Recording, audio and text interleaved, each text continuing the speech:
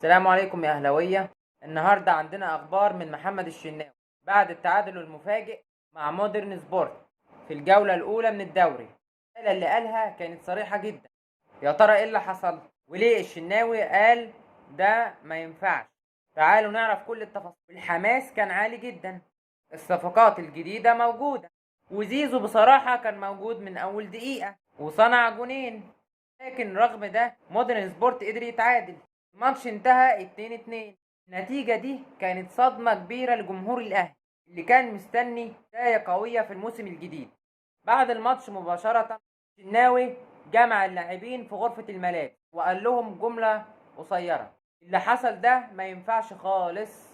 الكابتن وضح إن النتيجة والأداء مش على مستوى الأهلي، لازم يتعلم من الماتش ده، يشتغل أكتر عشان خاطر الجمهور. الشناوي هنا بقى بس بيعاتب، هو بيبعت رسالة تحفيزية قوية إن الأهلي ما ينفعش يخش أي بطولة هو مش مركز من أول دقيقة. في النهاية الشناوي قال الكلمة اللي بتمثل كل مشجع أهلاوي: اللي حصل ده ما ينفعش. سؤال دلوقتي: هل الرسالة دي تكون بداية قوية للأهلي ولا الفريق هيحتاج وقت أطول؟